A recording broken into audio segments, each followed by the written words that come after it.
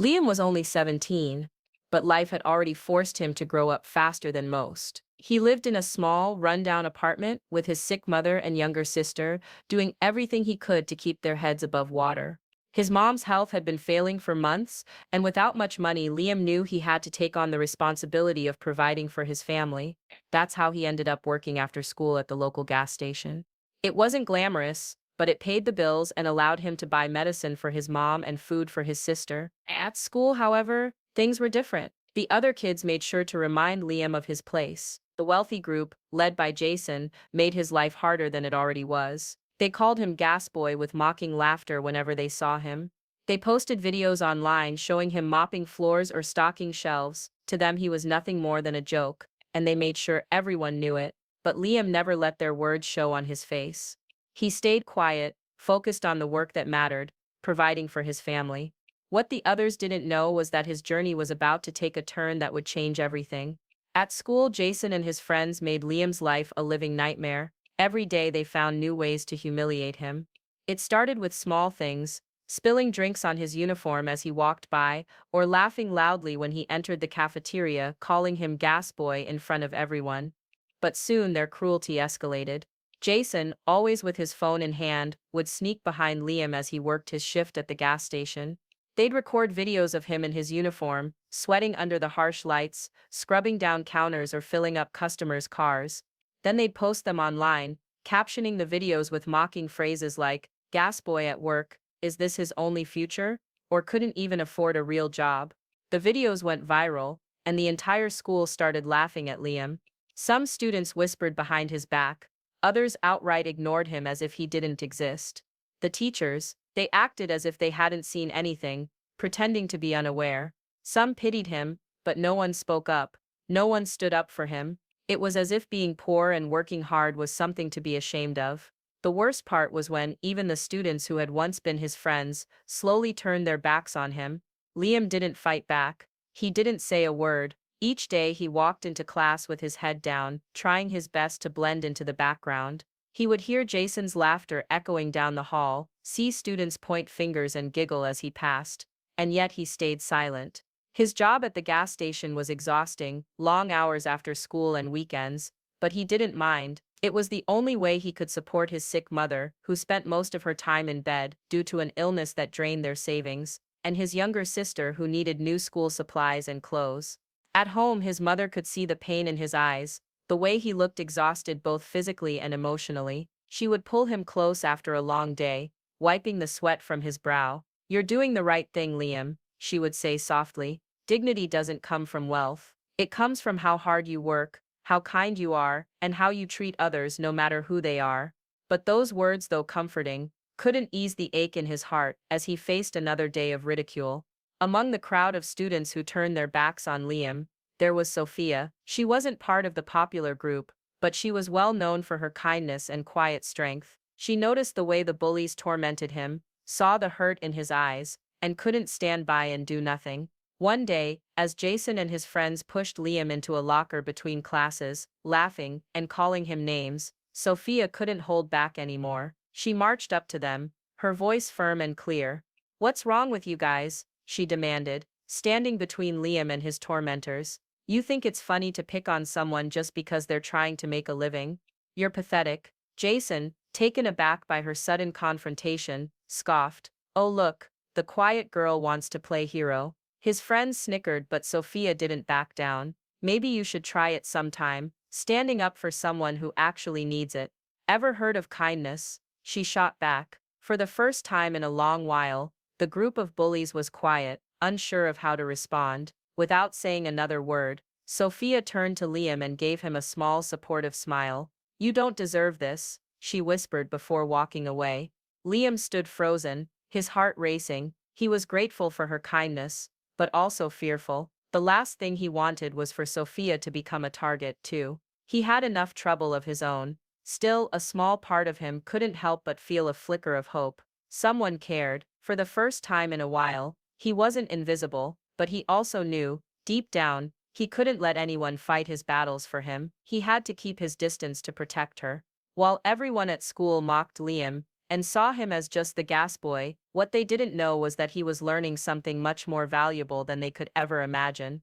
Every evening, after long hours at the gas station, while the world was asleep or out having fun, Liam sat down with Mr. Carter, the elderly owner of the station. Mr. Carter wasn't just a kind man who gave Liam a job. He had been a successful businessman in his youth, and he saw potential in the quiet, hard-working teenager. Mr. Carter had noticed Liam's sharp mind and his curiosity about how things worked, how businesses ran. When Liam had asked him questions about how the gas station was run, Mr. Carter saw an opportunity to mentor him.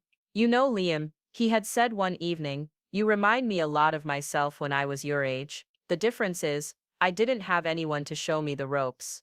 You've got something special, hard work and a hunger to learn. Don't let that go to waste." And so, every night after closing up the station, Mr. Carter would teach Liam about business, how to analyze the stock market, how real estate investments worked, how to read financial reports, and how to make smart decisions. It wasn't always easy, but Liam soaked up every lesson. He spent hours studying and learning, using every free moment he had to understand the world of investments, even if his classmates had no idea what he was doing.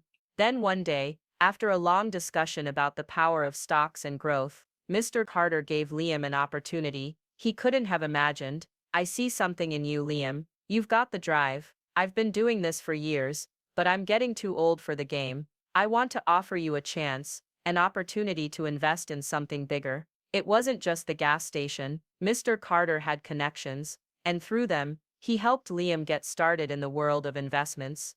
Liam's first purchase was small, just a few shares in a promising tech company. Slowly, as the years passed, he continued to invest. He watched the market carefully, learning from his mistakes, and slowly his portfolio grew. He started investing in properties, rentals, fixer-uppers, anything that seemed worth the risk. And with time, he began to amass a small fortune, all the while keeping his earnings a secret from everyone, including his mother, and even Sophia. The success didn't change his humble demeanor though. He still worked at the gas station every day, focusing on his job, but in the back of his mind, he knew that everything was about to change. While Jason and his friends continued to mock him, calling him gas boy, and laughing at his misfortune, they had no idea what was happening behind the scenes. Jason would still make snide comments as he passed Liam at school, telling him he'd be stuck pumping gas for the rest of his life. But little did he know that the boy they were laughing at was quietly building an empire.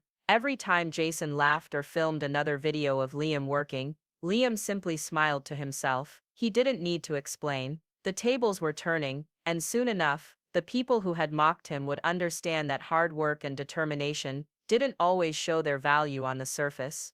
And when that moment came, he would be ready. As the school year continued, rumors started to spread, whispers that something big was happening behind the scenes. The school, once privately owned, had been facing financial difficulties for some time. The owners were desperate to sell, and the once glamorous campus, which had catered to the wealthiest families in town, was now in danger of being taken over by an unknown entity. For weeks there was talk of a mysterious buyer, a name no one could quite pin down. It was all anyone could talk about in the halls. Who would buy the school? Who's the mystery buyer? The more they speculated, the more curious the students became. Jason and his friends made jokes about it, wondering if some rich family would come in and rescue the school from its downward spiral. They even joked that the school might be turned into a shopping mall or condos, something that would strip it of its prestige. They laughed at the idea, unaware that things were about to take a turn they never could have expected. On the day of the big announcement, the students gathered in the auditorium for an emergency assembly. The principal, who always seemed a little too nervous and uptight for these kinds of events, stood at the podium, adjusting his glasses. He cleared his throat, his eyes scanning the sea of students. "I'm sure you're all eager to know what the future holds for this institution," he began, his voice wavering slightly. "After much consideration, we've sold the school to a new owner." A murmur rippled through the crowd. Everyone leaned in, eager for the news. The principal paused, as if trying to gather his thoughts. "The new owner is, well, he's someone you all know. In fact, you've probably seen him around for years." A few students exchanged puzzled glances. Who could it be? Then the principal gestured toward the back of the room, where a figure stepped out from the shadows. The doors opened, and there, standing tall and confident, was Liam. Gasps filled the room, and whispers erupted as Liam walked down the aisle. No longer the same timid, beaten-down boy they had tormented. He wasn't wearing his gas station uniform anymore. His clothes were neat, well-fitted,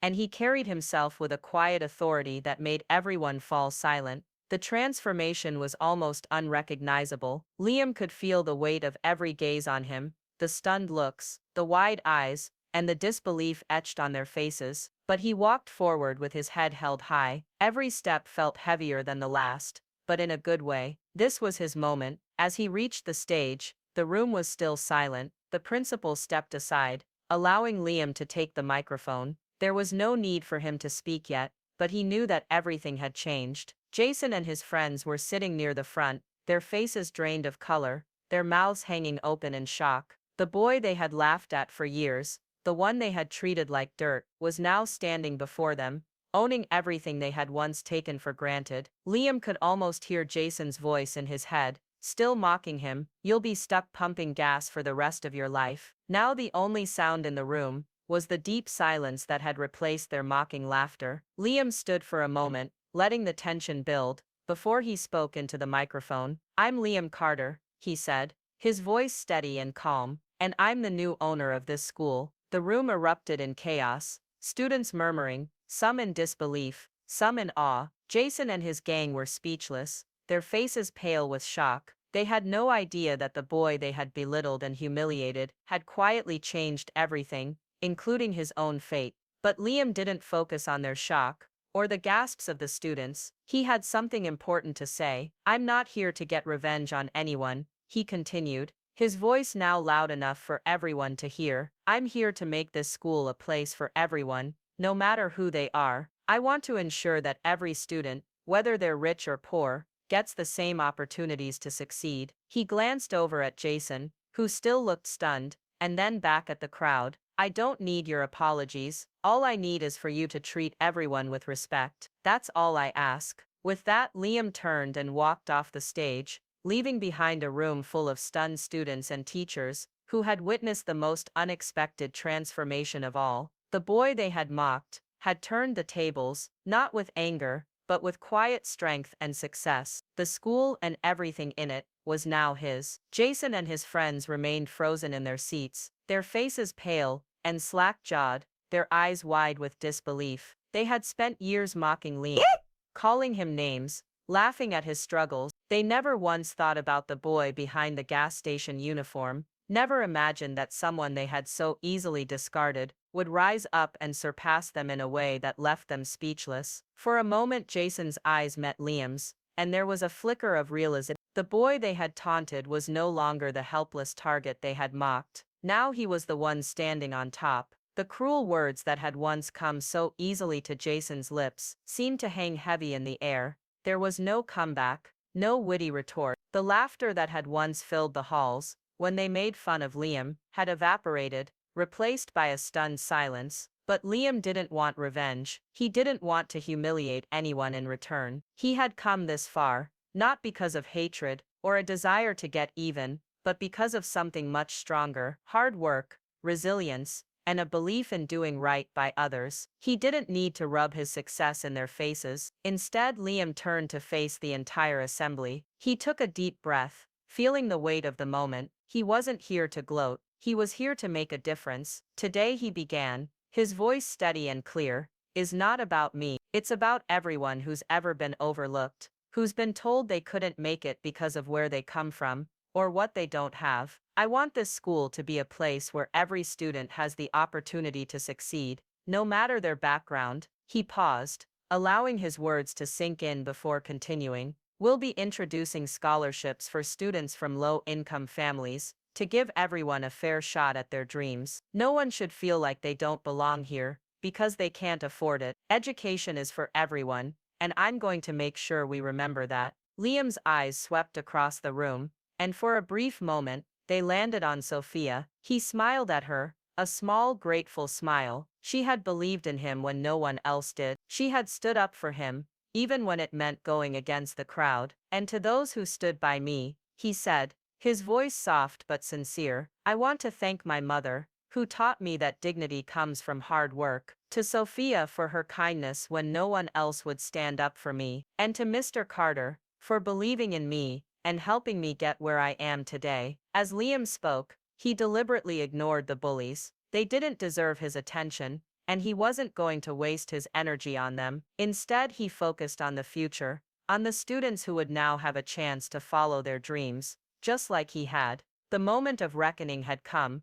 but it wasn't a moment of vengeance. It was a moment of change, a turning point, not just for Liam, but for everyone in that room. After the assembly, as students began to filter out of the auditorium, Jason and his friends lingered, their faces still flushed with shock. Jason, realizing the weight of what had just happened, approached Liam. He hesitated for a moment before speaking. "Liam, I'm sorry, man. I was wrong. I never should've." But Liam didn't even stop walking. He turned to Jason, offering him a quiet, genuine smile, and with a single glance, he dismissed everything that had happened in the past. "No need to apologize, Jason. Just treat people better from now on," he said softly, before turning away. Jason stood there, still in disbelief, but Liam didn't care to dwell on the past. He had already moved beyond it. Under Liam's ownership, the school flourished. The changes he implemented made a real difference: more scholarships,